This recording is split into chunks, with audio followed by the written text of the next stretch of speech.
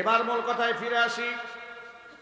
কোরআন মাজিদের মধ্যে আল্লাহ পাক বলেছেন, ওয়াসায়ালামুল লাযীনা যালামু আইয়া মুনকালাবি ইয়ানকালিবুন।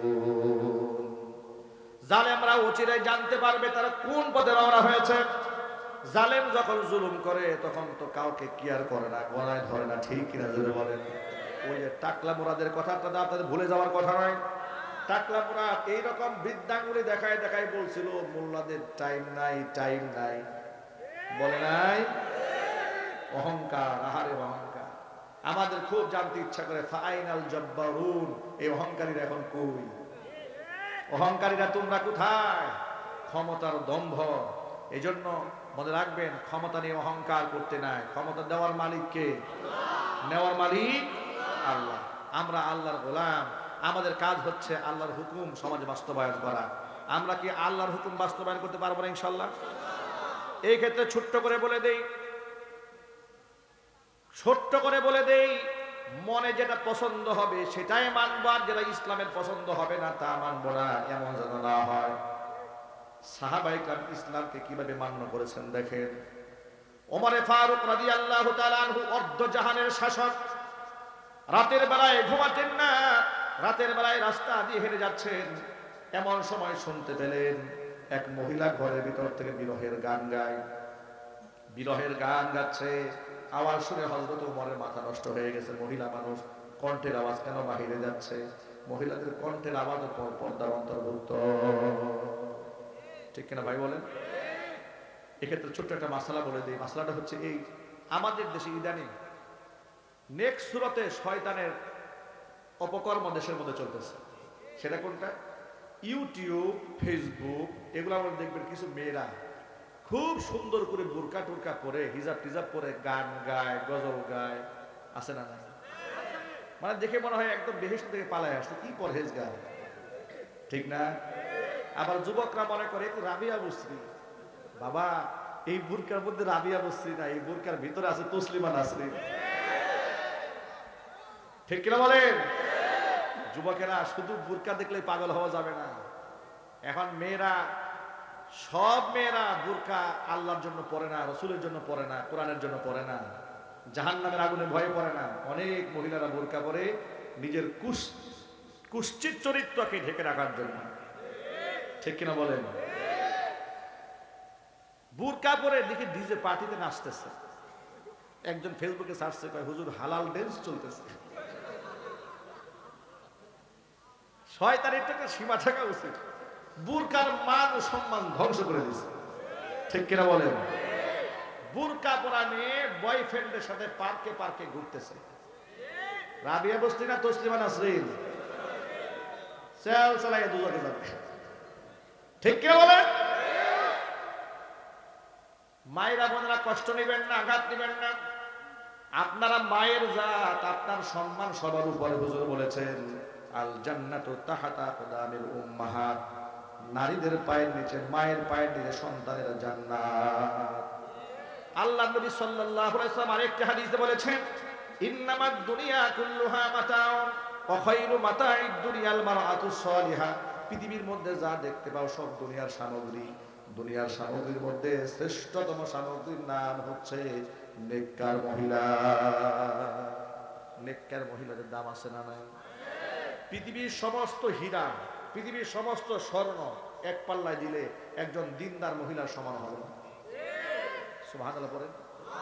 একটা দিনদার মহিলার এত দাম, বিশ্বের সমস্ত সোনা রূপা এক পাল্লায় দিলেও একটা দিনদার মহিলার সমান হবে না।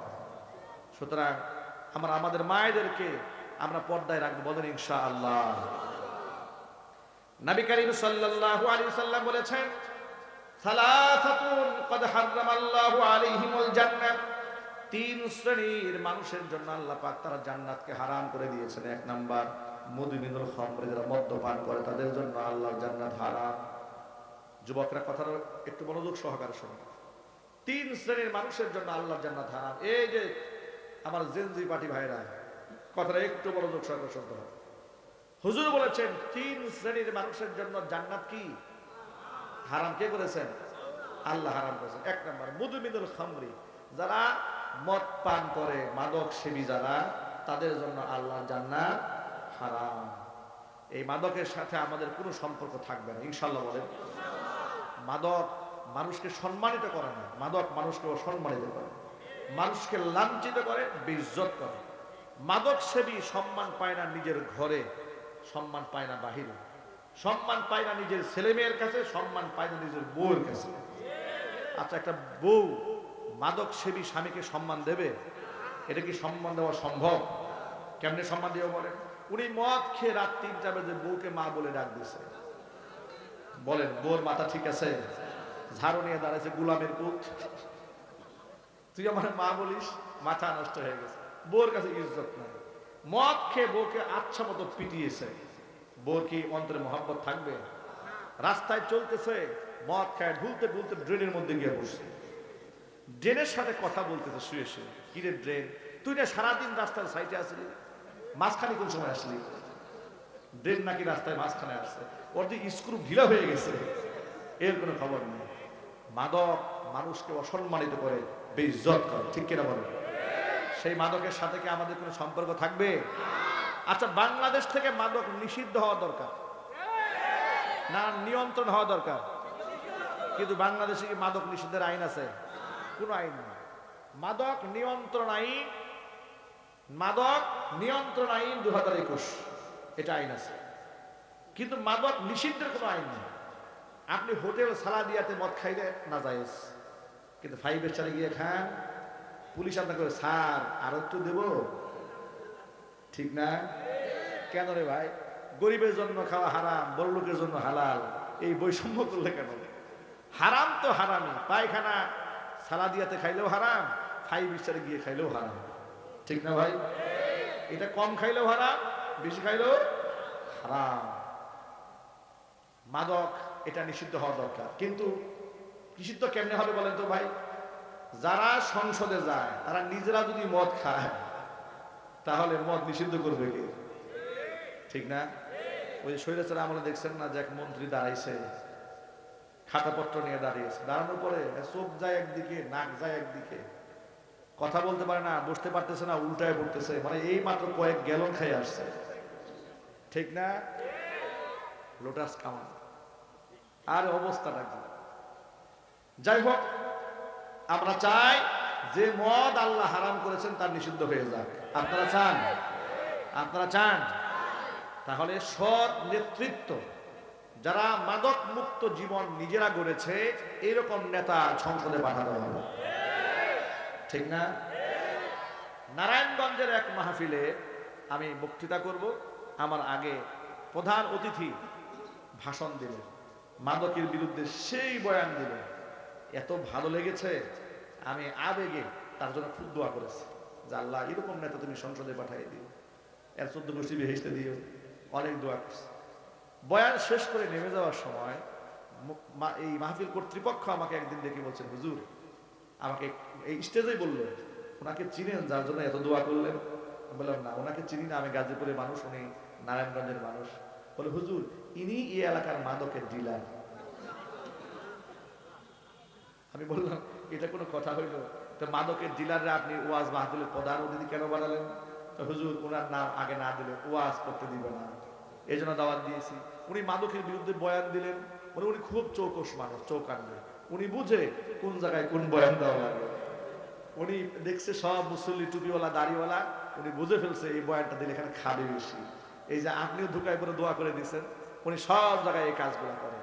সুতরাং আমাদেরকে চিনতে হবে যে আসলে যা কারা এলাকার মধ্যে মাদক সাপ্লায়ার, কাদের নেতৃত্বে আন্ডার ওয়ার্ল্ডের রাজনীতি হয়, কাদের নেতৃত্বে গাঁজাখোর, মদখোর, হিরোইনখোরদের রাজনীতি চলে, এটা বুঝতে হবে। যাদের নেতৃত্বে সন্ত্রাস থাকবে, চান্দাবাজ থাকবে, মাস্তান থাকবে, ডাকাত থাকবে, খুনি থাকবে, এমন নেতার পিছনে মুসলমান হাঁটবে না। মনে থাকবে কথা ইনশাল্লাহ? মাদকের সাথে আমাদের কোনো সম্পর্ক থাকবে না ইনশাল্লাহ। 2 নাম্বার, ওয়াল আক্কু, যারা পিতা মাতার অবাধ্য সন্তান, তাদের জন্য আল্লাহর জান্নাত হারাম। বাপ মা যাদের বেঁচে আছে জান্নাতে যাওয়ার সিঁড়ি মনে করে, বলেন ইনশাআল্লাহ। 3 নাম্বার, ওয়াদ-দাইয়ুসুল্লাযী ইউকিররু ফি আহলিহিল খাবাস, ওই দাইয়ুস পুরুষ যে দাইয়ুস তার অধীনস্থ নারীদেরকে বেপরদায় চালায়, আমরা আমাদের স্ত্রীদেরকে, আমাদের মেয়েদেরকে আমরা বেপরদায় চালাবো না, বলেন ইনশাআল্লাহ। কিছু বেহায়া স্বামী আছে ইদানিং দেখি বউকে নিয়ে ভিডিও বানাইয়া ছাড়তেছে ফেসবুকে, নাম দিয়েছে কাপল ব্লগ, ঠিক না? বউ বিক্রি করে পয়সা ইনকাম করার চাইতে বউকে পতিতালয় পাঠাইয়া পয়সা ইনকাম করা, এটা একই জিনিস, কোনো পার্থক্য নেই, কোনো পার্থক্য নেই, ঠিক কিনা বলে? আবার কিছু যুবকদেরকে দেখি বউর ছবি ফেসবুকে দিয়া বলে, প্রিয় বন্ধুগণ আপনাদের নতুন ভাবি। আর যুবকরা রহমতের নজরে তাকানো শুরু করে। কি রহমতের নজর না গজবের নজর? গজবের নজর তাকাচ্ছে। আল্লাহ আমাদের ভাইদেরকে তুমি হেদায়েত দান করো, আমাদেরকে সহি বুঝ দান করো, সহি ঈমান দান করো। আমাদের কথা একদম পরিষ্কার, আমার বুঝে আসুক কিংবা না আসুক, কথা যদি আল্লাহর হয়, কথা যদি আমার রসুলের হয়, আমরা হাসি মুখে মানব না ইনশাআল্লাহ। আল্লাহ যেন মানার তৌফিক দান করেন, জোরে কোন আমিন। ঈমানের পথে অবিচল থেকে আমার মরণ যেন হয়, ঈমানের পথে অবিচল থেকে আমার মরণ যেন হয়, তোমারই কাছে মিনতি আমার,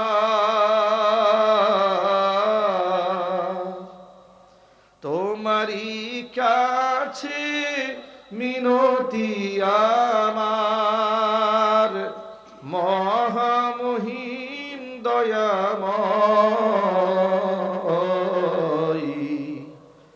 ঈমানের পথে অবিচল থেকে আমার মরণ যেন হয়। সকলেই বলেন আল্লাহুম্মা আমিন।